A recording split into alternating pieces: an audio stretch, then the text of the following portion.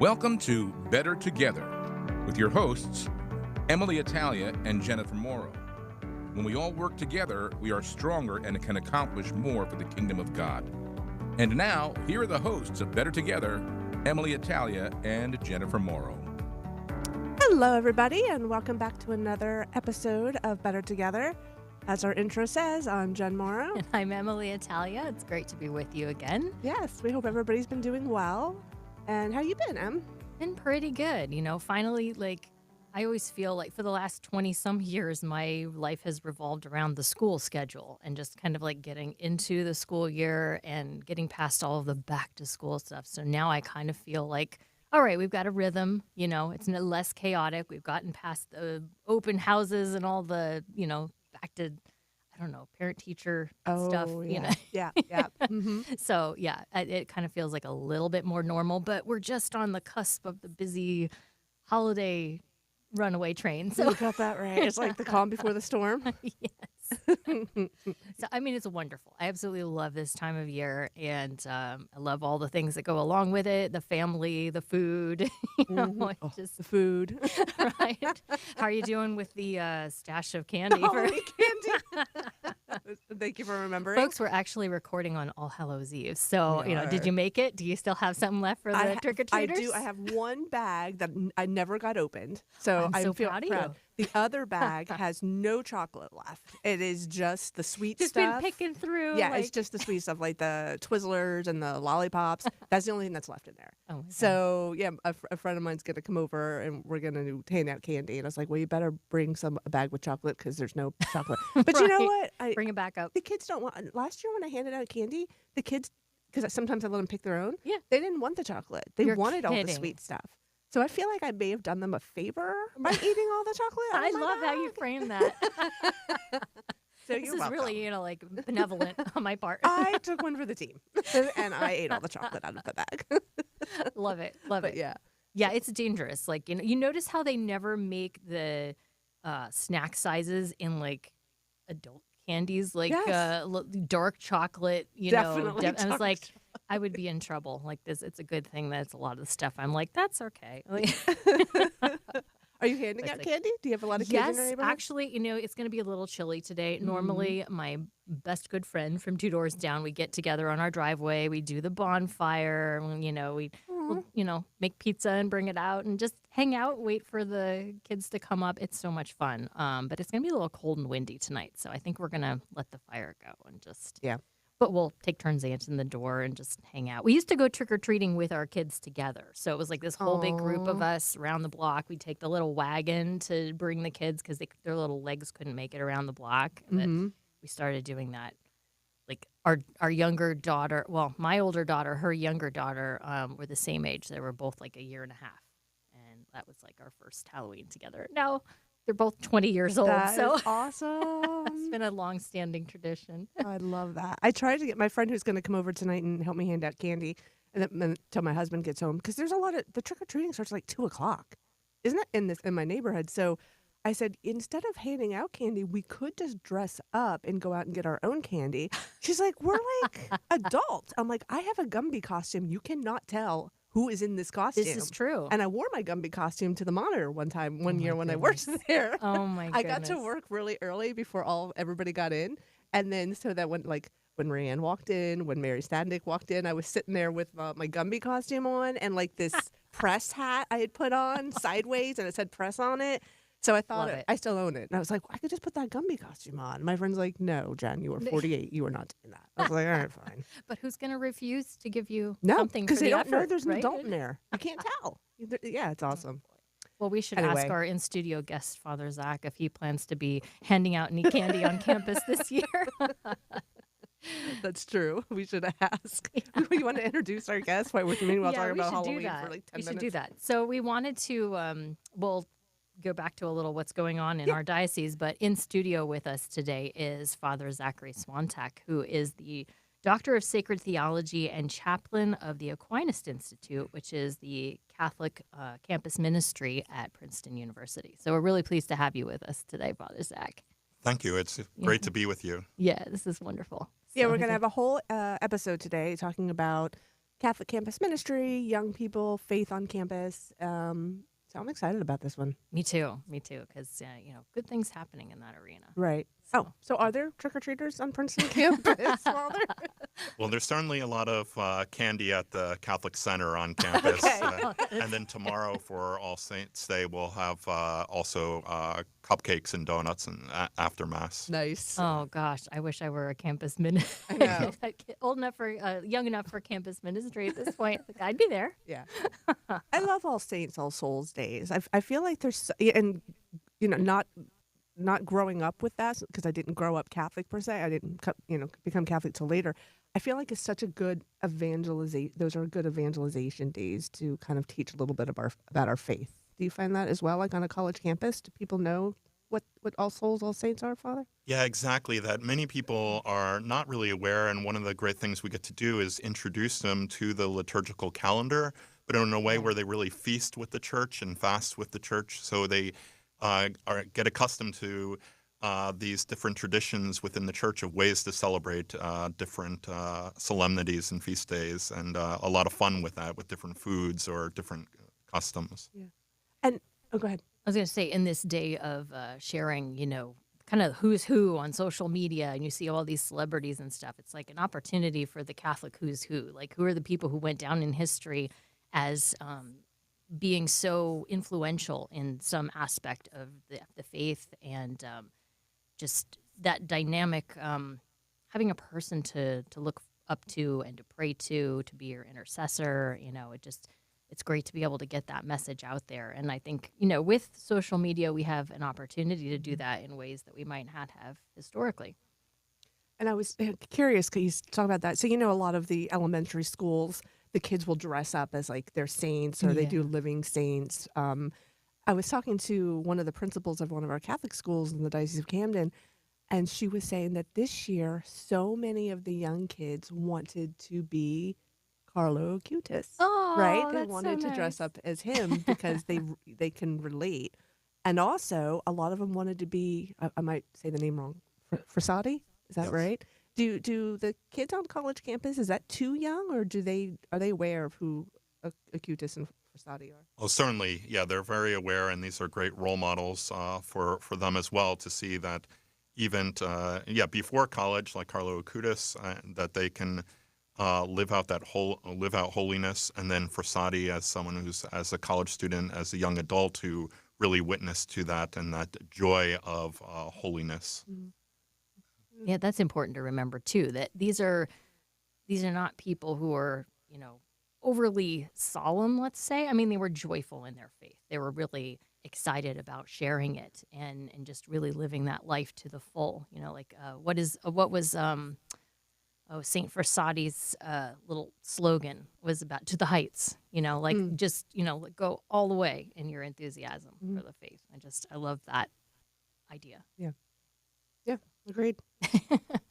So before we get into our topic today, anything you want to share about what's going on in your neck of the Catholic world? So much. I won't go into too much because We don't want to scoop anything. I'll but, do a baby scoop. A baby scoop is that the next episode of Talking Catholic is going to be about how Bishop Williams and a delegation from the Diocese of Camden, all of the secretaries from the secretariats, went to Rome. Just returned from Rome. They were there to take part in the synod, the synod nice. discussions. Okay. So we had about 9 representatives from the Diocese of Camden, all in Rome, to take part in the synod. So That's a good number. yeah, it was great. So I'm happy for them. There's so much. It all just flew out of my head right now. But okay. Also, pick up the latest issue of the Catholic Star Herald. Or check us out online. We just did a story about a nun who is. She's been a teacher for 75 years. Wow. Yep, she's 94. Oh my. She spent a lot of time in the South. She was best friends or very good friends with Sister Thea Bowman. Oh, okay. She went to the funeral for Dr. Martin Luther King Jr. Wow, she what a taught on perspective. 2 Native American reservations, and being in the South right after the post-civil rights movement era, she hired the first Black teacher in her school in the South. So, like, she didn't just witness history, she made history. And I will tell you right now, I only spoke to her very briefly because I didn't do the article. Her memory is a lot better than mine. Like, she wrote down her, like, CV, like, from this year to this year, I was here. From this year, and I was like, I don't even remember what I did yesterday. You know? Like, Right. she's amazing. So it's a great story. So that is my plug. Check her out. She's awesome. Joan, That Sister sounds Joan incredible. Lorraine. Yeah, Joan she's Lorraine. great. And she teaches Oh, preschool right now. God bless her. So those That's are the big amazing. ones. Those are the big ones. Excellent. And you? So we have actually a diaconate ordination coming up, this is a little different for us. Normally, our ordinations are in the spring, usually late May or early June. And I know they're working on the diaconate program in the Diocese of Trenton, making little adjustments here and there. So this class, I think they graduated from their theological degree. They got their degrees in May, and then I think originally they were due to be ordained the following May. Usually there's like a year between the time you finish your degree and then the time you begin, like you're ordained and begin ministry. Mhm. And they moved it up a little bit. So November 15th, I wrote it down because I was like, we're going to need to promote this. Okay, so it's going to be November 15th. There are going to be 9 men ordained to the permanent diaconate to serve in the Diocese of Trenton. And that will be at 10 a.m. in St. Robert Bellarmine Co-Cathedral in Freehold. It will also be live stream on YouTube. It's at youtube.com/Trenton Diocese if you're interested in tuning in. Nice. So, yeah, looking forward to adding some more wonderful servants of the Lord. Mm-hmm. That's wonderful.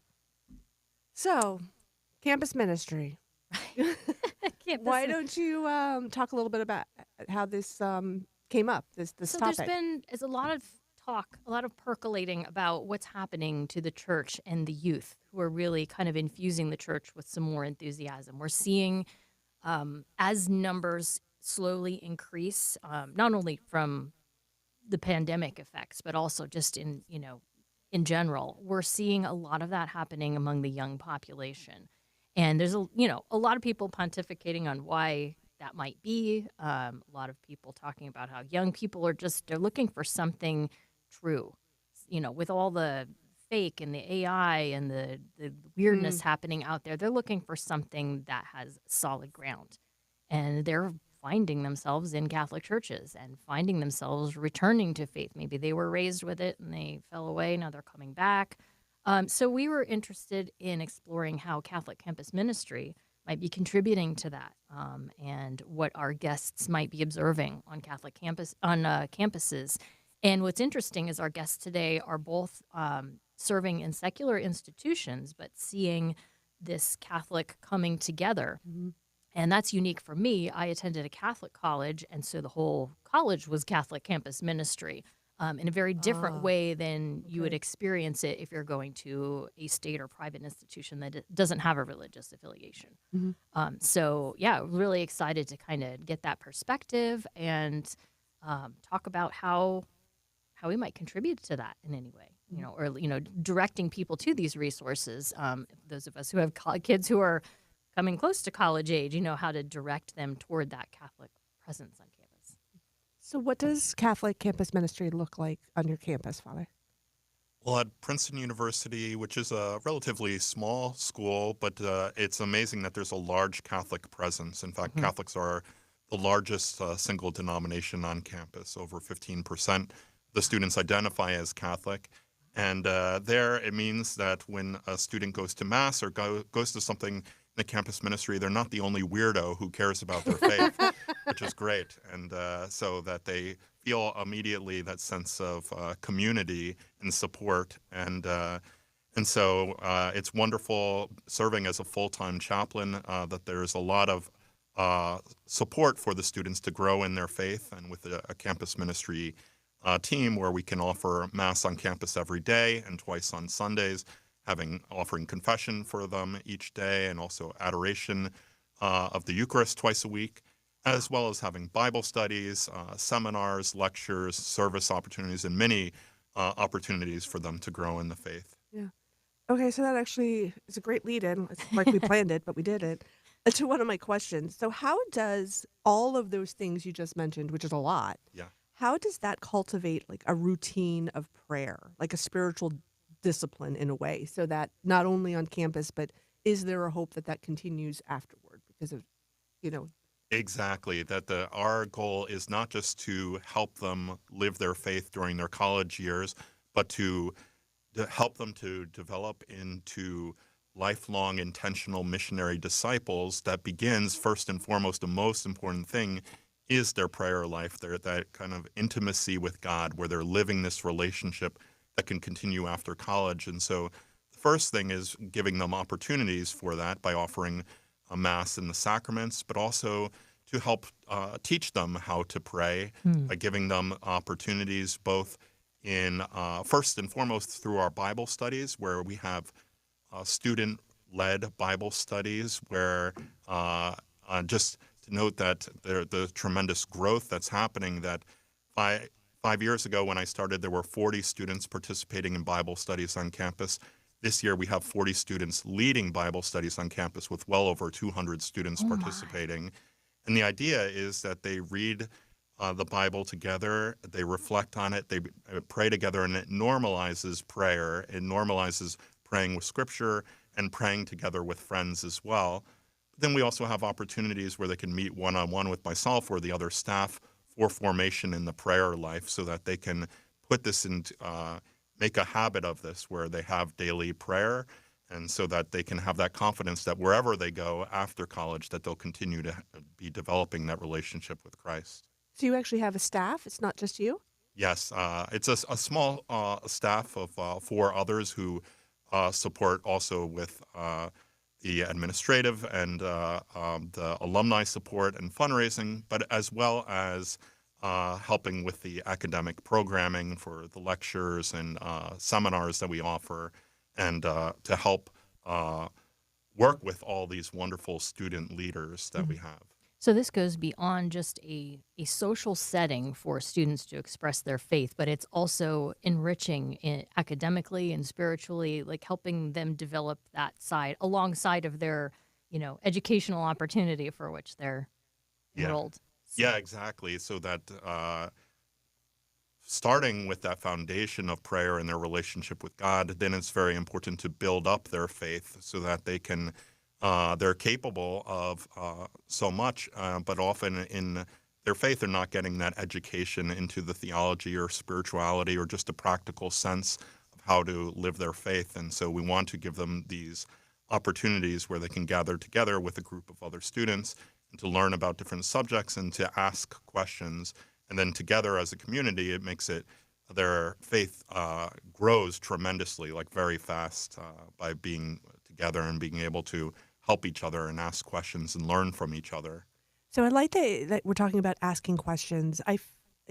As a journalist, when I speak to a lot of young adults in college, I have been surprised in the last couple years where they are taking a real ownership of their faith by asking questions and finding answers, and also in a very intellectual way. Is that something you see with your students as well? Yeah, absolutely. That, and this is something that I encourage all the time. Jesus says to ask, seek, knock. And so this is so important. We should expect that young people are going to have questions and that they want to, if they're going to take their faith seriously, if it's not just something that was imposed on them, but their parents have given them this great gift, but now they have to make it their own, they should ask these questions, and the questions that are also coming from their peers and from society, so that they're able to answer those questions for themselves and for others. And so it's a wonderful opportunity to give them that chance to ask those questions, and again, from learning from each other, but also from the staff who have been trained in this. Mm-hmm. And I wonder if I remember as a young person before I went to college and before I had it explained to me, the idea of Catholic campus ministry to me said evangelization, and it was more like, recruitment rather than it being also a way for Catholic students to find a community that supports them and seeks to express the faith together. And then, if out of that is born evangelization, then that's a wonderful side effect. It's like a dual role. But I had seen it primarily as, they're out there passing out leaflets and trying to, recruit more would-be Catholics. And it's not really primarily that. It's by people participating in the ministry, it maybe raises the curiosity of other students. Have you witnessed that on campus? Yes, exactly. And that, first and foremost, from intimacy with God, with prayer, from community with Catholics, the natural outflow of that is evangelization and being a positive influence on campus, that we don't want the campus ministry to be this Catholic ghetto where they're isolated from the rest of the campus or where they feel afraid to engage. We want them, as you mentioned, it is a secular campus, so it's not expecting it to be Catholic. And one of the great opportunities there is the chance to be able to dialogue, to share their faith with people, and to help them see, like Catholics are normal and other, just like us, with the same cares and the same desires and thinking about future and careers and further studies. But they also have something different and something positive to share that's coming from their faith. And so, evangelization is an important aspect, but it's not first about numbers, it's about people, and then helping them develop their faith so that then they can, in a natural way, share it with their friends. I was going to ask how you have observed one example you gave was the student-led Bible studies increasing. Are there some other ways that you have seen kind of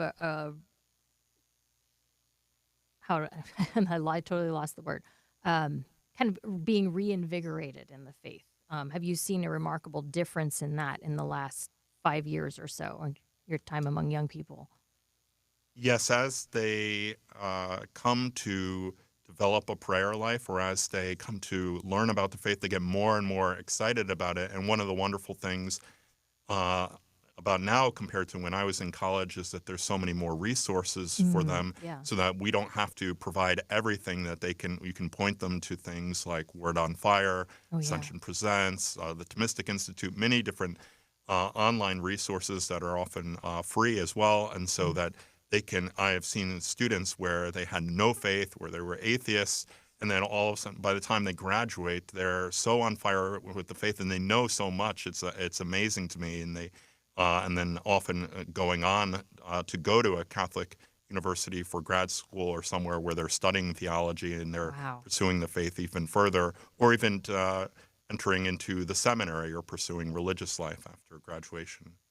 We're going to take a break here in a sec so we can bring Carrie Janice on. Definitely. But that's something I want to dive into when we come back from our break, is how many resources are now online to help you in your job too, to evangelize. We're going to take a quick break, everybody, and stick around for like a minute. See you in a minute. Bishop Robert Barron on the priesthood. For the first 1,000 years, there were married priests within the church. There still are married priests under certain circumstances, so it's not absolutely necessary. However, I'm a supporter of it, and I wouldn't want us to move in the direction of kind of optional, some do it, some don't. I get it. And I go back to Paul, and it's Paul's words that are actually in the ordination ritual, about an undivided life, a total gift. I have nothing but the greatest respect for married people. In fact, when I hear the term heroic sanctity, when they talk about saints, I think of parents right away, who give themselves to their kids. But there's something, I think, pure and simple and undivided about the life of celibacy. It's a radical conformity unto the celibate Christ. Why am I celibate? My ultimate answer, because Jesus was, and I'm conformed to him. The leading Catholic voices are on EWTN Radio. It started like it does for many people, question my faith and question authority. And I feel that the reason why I left was the draw of the world. The world was pulling me away. Some people would say, Satan was working on me. He did not want me in church. He wanted me to be desperate. He wanted me to have the thoughts of suicide. I started to realize that a lot of the things that I had experienced in my life were a result of my rebellion against God and against authority. coming back to the church is the first step in healing from all of the hurts of the world. I went from being desperate and in despair to finding hope and encouragement for the future. I'm on God's team. I know who I belong to, and I know where I'm going, and there's nothing that can separate me from God's love. Take another look at the Catholic Church. Visit CatholicsComeHome.org today. Hey, everybody. Welcome back to Better Together. I'm Jen Morrow. I'm Emily Italia.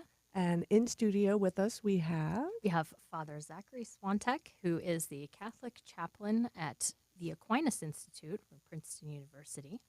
And on the phone with us, we have Carrie Janice, who is the Catholic campus minister at Rowan University in Glassboro. Hi, Carrie. Hi, Jen. Thank you for joining us. We have Father Swantek and my co-host Emily Italia on the line today. Thanks for being on the show. Hi, Father. Hi, Emily. Thanks Nice for to having meet you, me. Carrie. So we are currently talking about the kind of some of the resources that young adults have now. In addition to a Catholic campus minister, we were talking about how curious young adults are, where they ask questions about their faith. They want to know more about their faith. And also, in addition to being able to talk to you or talk to a priest or their friends, now there's Word on Fire, there's Ascension Presents and things like that. Is that, are those resources that you see in your Catholic campus ministry experience that are kids curious? And by kids, I mean young adults. Yes. So I came from youth and young adult ministry at a parish level, whereas I had young adults in my services as that I ministered to in the church. Going to a college setting these last 3 years, that is the biggest thing I see, is they are hungering to learn more, and they're so used to having many, many resources at their fingertips. So you kind of get a couple different types of Catholics coming in. You have the ones that were catechized from birth and know their faith, know it well, and want to live it. You have ones that are just your average lukewarm Catholic, know that they need to go to Mass, but then get to college and they're like, I actually need to learn my faith a little bit more, and I desire to. And then you have ones that are catechized from the internet. And it's like they have great resources that they've tapped into, or sometimes not as great, not as solid, and we kind of have to redirect them a little bit. But they are looking for, just hungering and desiring for more. And I think in that time of college, they're so used to learning, so used to kind of eating up the information, asking questions, going deeper. And we do see that. So Ascension Presents is one that I always direct people to. Word on Fire as well are two of the main resources that if someone is seeking more information, they're not really sure where to turn to, or they haven't found those resources, those are two main ones. And the Hallow app has been a huge, huge resource that I've been redirecting people to as well. Same with you, Father? Do you use the Hallow app? Yes. Yeah. Is that because Mark Wahlberg is on there? I mean, that's always my first comment. Is like, I grew up with Mark Wahlberg, listen to his music, and I pray the rosary with him now. But I would even say this past year, they've just got a great depth to it. Just today, I was listening to the Hallowed Be Thy Name, Hallowed Be Thy Day, Hallowed Be Thy Day, little 9-minute clip about the roots of Halloween and the Catholic roots of that and where it came from. And I'm just like, wow, this is so good. And I'm always sending different things to our students to look up, especially on that app. The downside of it is that it is a paid app, paid subscription for most of the great resources. So some of them pay for it, some of them don't. So that's why Ascension Presents and Word on Fire, most of their resources are available on YouTube or on their actual websites that you can go to and point and direct students to. This is Emily. You bring up a good point, Carrie, because I think we forget, if you're at a Catholic institution, then the funding comes out of, maybe part of the tuition. And, it's kind of anticipated. There will be resources on campus for Catholic growth. And a lot of Catholic universities, I think, will include Hallow as a subscription in their in your enrollment, to get kids more involved. But of course, at a secular institution, that's not going to be an option. So how do you fundraise for some of the resources that you'd like to provide? Or is everything you're using something you could recommend for free? Yeah, so couple comments on that. I would say first, Hallow has done some great promotions in the past that have plugged our students in with like $1 subscription and then a reduced rate. So that has helped. More recently, I think things are changing a little bit with them. But I will say our campus ministry is supported from the Diocese of Camden. So we're very blessed to have myself there full time, a house just off campus for students to go to, resources available, books and Bible studies and men's ministry and women's ministry, pro-life ministry and apologetics ministry. So there's a lot that is going on, at least at Rowan. I can speak for them. And the Diocese of Camden as well supports Stockton University and Rutgers University Camden. So there's a lot of good things taking place with finances and resources available through the Diocese of Camden. As far as our reach to the campus, we also are an SGA charter club, so we get a small little budget from them as well to use for different needs, such as food, or we have a Hallowtide party this weekend, and we're using some of the budget to buy pizzas for that party, things of that nature. Myself, even being there, part of my salary is through the diocese, so it helps to have these resources in place. But there always can be more. We visited Villanova University for an event, and they're like, yeah, we have 32 full-time staff in our campus ministry. And I was like, what? I'm one person. They have 32. So there is definitely a difference from the Catholic institution to the secular institution. But we are blessed to have a lot going on for the means that we have. That's amazing. And how about you, Father Zach? Do you have some resources at your fingertips at Princeton? Yes, we are very blessed to have a large alumni network. So we are fully supported through alumni and other supporters of the Catholic Campus Ministry. And it's been great because we love to provide the students with many different resources, especially they take these seminars with us where we give them an introduction to a subject, but we will often give them books or other resources where they can go further when during a summer break or something where they and then as Carrie mentioned, especially with hundreds of students participating, that's a lot of food that we go through each week. So, yeah. It's the biggest cost. Something else that Princeton and Rowan have in common, which I think is beautiful, you have a church right there on campus or next to campus. Father, we'll start with you. How does having a church right there help in your ministry with the young adults, but also serve as a evangelization tool for parishioners who are seeing the young adults come to church? Yeah, it's an incredible blessing, especially at Princeton. The university chapel looks like a cathedral. It can hold nearly 2,000 people, and it is designed to look like something out of Oxford. So it's very beautiful with stained glass windows with images of Jesus, Mary, and all the saints. So even though it's not Catholic, it appears Catholic. And for over 25 years, the university has allowed us to have the tabernacle with Jesus present there in the Eucharist. So it's a great resource to the students that Jesus is present with them on campus and they can go there and pray, but also that we can offer Mass on campus, that they don't have to leave, they don't have to find it. It's right there for them, and the same with confession and adoration, and that it's visible. And so students, it's right next to the library, so it's natural that sometimes they'll go there before or after studying, and then that we spill out of there after Mass when students see hundreds of students congregating outside of the chapel.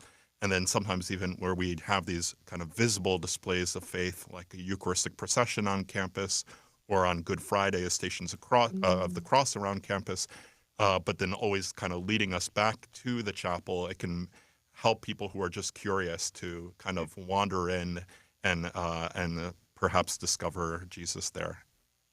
Carrie, what about for you? Yeah, so as Father mentioned, we try to be very visible on campus with our faith, and we do processions through campus and through the nearby Rowan Boulevard area for Palm Sunday. We also have our Corpus Christi as well to that area. Our procession goes through so students can see it visible. Corpus Christi, of course, falls when the semester has ended, but there are still local students taking classes over the summer. We have done Stations of the Cross throughout campus. We started something new this year, praying the Rosary on campus once a week. instead of in our chapel, so that we could be more visible sign to the presence of the campus. So our campus ministry is just a block off, like it's across the street off campus. So you could see the nearby apartments right on the other side of the street from our campus ministry house, where the Newman House is located. We are blessed to have a chapel with the Blessed Sacrament present within our house. So when we pray rosary or have adoration, Jesus is there present with us.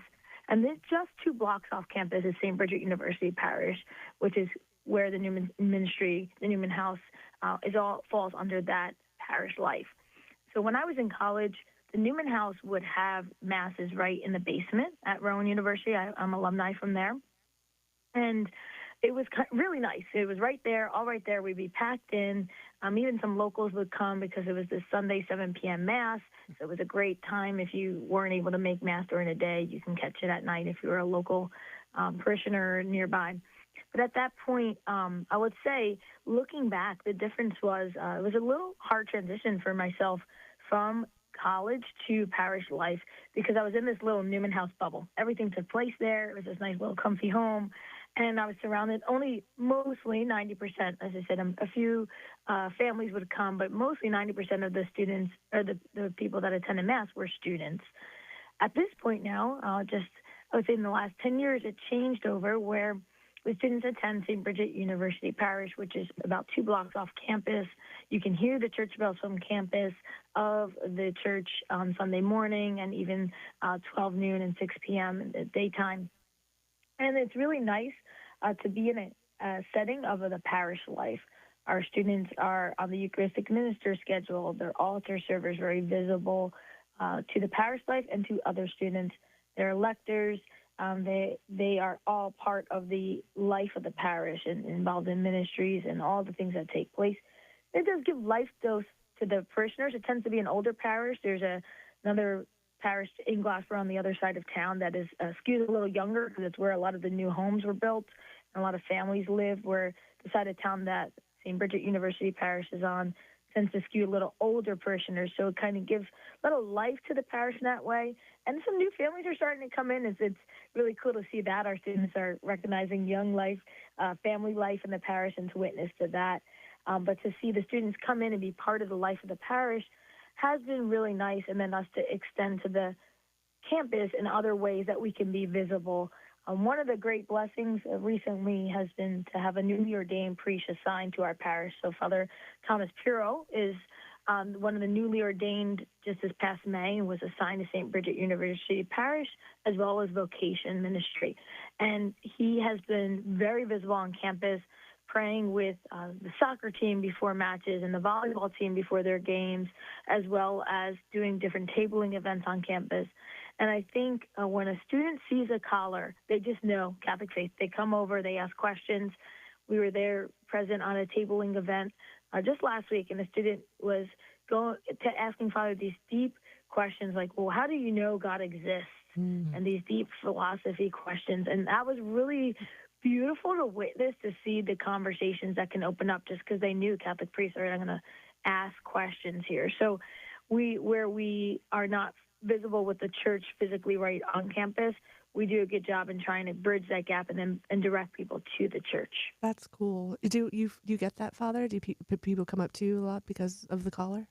Yeah, definitely. And that's something I love, to be visible on campus and in town so that those random conversations can happen. And so that, again, it's not just the people who come to us, but doing the outreach and just making yourself available to everyone. Both of you have brought up the physical presence, the visible presence of the Catholic ministry, where it's not held behind closed doors all the time. It's actually a living, breathing part of the campus community. And as a catechist, it's been impressed upon us a lot that the people who are trying to come to their faith, they need an encounter. They need something that is monumental to change their perspective. And a lot of times that means coming in contact with people who practice their faith and practice it joyfully.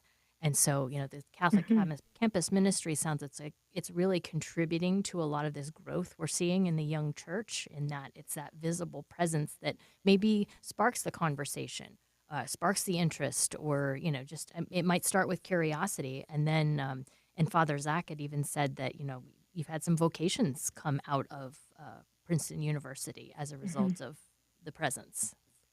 Yeah, exactly. There's been numerous priests and even one bishop so far, and in recent times we've had a priest recently ordained for the Diocese of Trenton who wasn't originally from here, but it was in Princeton that he became Catholic and then decided to stay here. And then we have 3 more in seminary now. One who I was just at his ordination in Rome. He was ordained a deacon there a few weeks ago, and so he'll be ordained back in the United States next June, God willing. And then, so there's 3 of them, and then one recent female graduate who entered the Cloistered Dominicans in Summit, New Jersey. Holy moly, that's amazing. Yeah, it really is to see these kids really thinking about all the opportunities before them, but also thinking about how God is calling them to give of themselves, and whether it's to religious vocation or we try to help all the students see that God is calling them to something. So in the campus ministry center at the Aquinas Institute, we have this whole wall dedicated to prayer for vocations, but it has all of the students who are recent alumni who are engaged, all who have recently gone married, those who are having children and at their baptisms, and then also those who are in the priesthood or religious life, and to pray for those who are in seminary. First off, I might have to steal that idea. Yeah, right? The wall. That's beautiful. Yeah. Go ahead, Carrie. I was going to say, I could speak the same. One of the former campus ministers has made her first profession as a Dominican in Tennessee. Oh, she's Sister Lily Ann. We're very happy for her. She's also was from my home parish and came to the young adult group I used to lead, so I know her very well. There's another sister, Sister Caroline, IHM sister, who is a alumni of the Newman House in Rowan. These are before my time, but I know of them. We currently have 2 seminarians, one in the Diocese of Trenton, who went through OCA and was a convert into Catholicism and is currently studying for the Diocese of Trenton just before my time, but he very much comes back, and I'm very much in touch with him and gotten to know him over the years. He serves masses when he's home on break at St. Bridget University Parish. And we currently have a student who was from my time in the last 2 years. He was a freshman my first year at Rowan and is currently studying for the Diocese of Camden, Dominic DeStefano, who is at St. Andrew's Hall at Seton Hall. So we're really blessed to have current seminarians, and I will say stay tuned. I think there's going to be a few more coming out. We have many who are, I'm sure, in discernment from what I can see and tell and know. And Father Piero is doing a great job from the Office of Vocations to cultivate a life of discernment for some young men and an attraction to the priesthood in a very natural way, which is beautiful to see.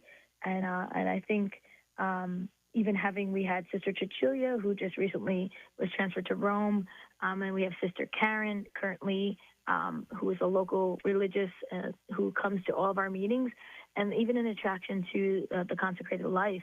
I've been seeing more questions being asked and more discernment. And I could say from the life of married life, myself, I met my husband at the Newman House, and we were married at St. Bridget University Parish, so it's really special to be back there.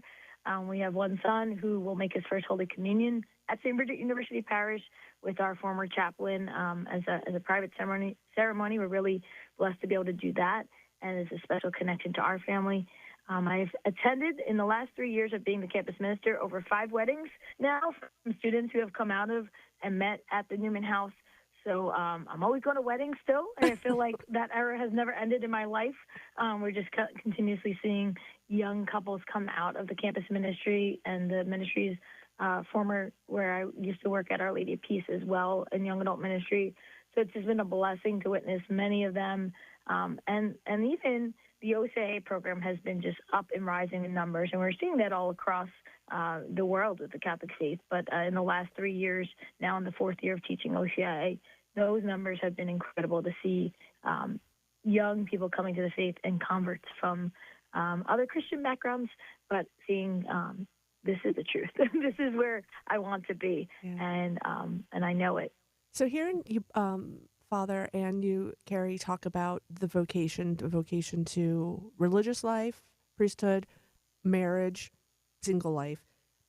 Let me ask, what is some of the, I don't want to use the word challenges, but maybe an uphill battle, or is there on a college campus, any college campus, where there's in today's society, it's kind of a self-invention, right? Like, this is who I want to be. This is what I want versus what God might be calling you to, no matter what the vocation. Is that a struggle that you see on Catholic, on college campuses at all, Father? Yeah, I would say certainly there is that individualism, or that kind of, as they're naturally trying to figure out their direction in life, it can be very self-focused. But more and more, as we help them understand, as the church teaches, that we really discover ourselves through making a sincere gift of ourselves. And so the conversation changes a bit as to how am I being called to give of myself? And that gift is always a response to something, the response to God's love, and the response to the people around them, the needs that they see in the world, and the way that they're called to serve their neighbor. So that's what we try to help them to discover their vocation through bringing their desires into that self-giving. And coupled with that, I say, like, one of the biggest challenges in general with campus ministry, I always say, or quoting from Jesus, is that the harvest is abundant, but the laborers are few. There's every single student, whether they realize it or not, desires the love of Christ, and that's the only way they can really know themselves. And I will always be outnumbered, no matter how many staff we have, we'll always be outnumbered. So that's why we seek to help the students to be able to be the ones who are able to be, as Jeff Cavins calls it, an activated disciple, where they're living that intimacy with God through their prayer life, have communion and community with other Catholics, but then they're evangelizing and sharing their faith through their friendships. And so that they can be activated in that missionary discipleship. And I wish I'm jealous of today's young adults. I wish that when I was a young person on campus, I would have had somebody to talk to about, or just listen. How important is listening in your ministry, Father? It's extremely important, and that's how I feel exactly the same. That's from the start. My vocation was born from feeling a call to be the priest that had often been missing in my own life, and that many times through college and after college, I felt adrift, and I didn't know where to go with my questions. I didn't have someone to listen to me. And then when I found that, and found the priests and other Catholics, then my faith really took off and my vocation was clear. And so I think that's extremely important to be able to make time for that. And that's one of the challenges but that I have to make the most time for, is listening, because we have all of the programming, but there needs to be plenty of time also just to be available to the students, and to make time to meet with them one-on-one. And then now, of course, we're constantly bombarded with text messages, emails, and all the time students asking questions in the middle of the night, whether about a personal crisis or just to help understand some part of Aquinas' Summa and that they don't understand. And you're like, think, wow, really? This is what you're worried about at 2 a.m.? Okay. Yeah, but it's great to see. God. Can you relate, Carrie? Father, are you running on pure coffee and adrenaline? And grace, yeah. Maybe not about the Summa, but about their personal questions. They know I'm not a deep theological thinker. You know, Father has a lot of one-up on me with his degrees. So I always redirect them to Father Rossi and Father Pirro with those deeper theological questions. And even some of our students, one of our students who is a recent convert, is very well-versed in Aquinas' teachings and really love the deeper theological questions. Just yesterday, he put in our group chat, I'll be available from 5 to 6 at the Newman House if anybody has any questions and wants to talk with me. And that's just, and I'm like, yes, I support this, because I know he knows the faith well and will answer it well. He's the leader of our apologetics group, and he's on our e-board, and he's a grad student, so he's and he's an engineer, and he's got just super smart. Whereas I think what I can offer the students is that listening ear is a lot of motherly, tender advice rooted in the faith, rooted in our moral teachings, and in a natural way share with them, answers to a lot of discernment questions about, should I do this or should I do that, or deeper questions that they know I can point them to the right resources to as well. But I do think that's the biggest struggle for myself is the time, because I am one person that's there full time.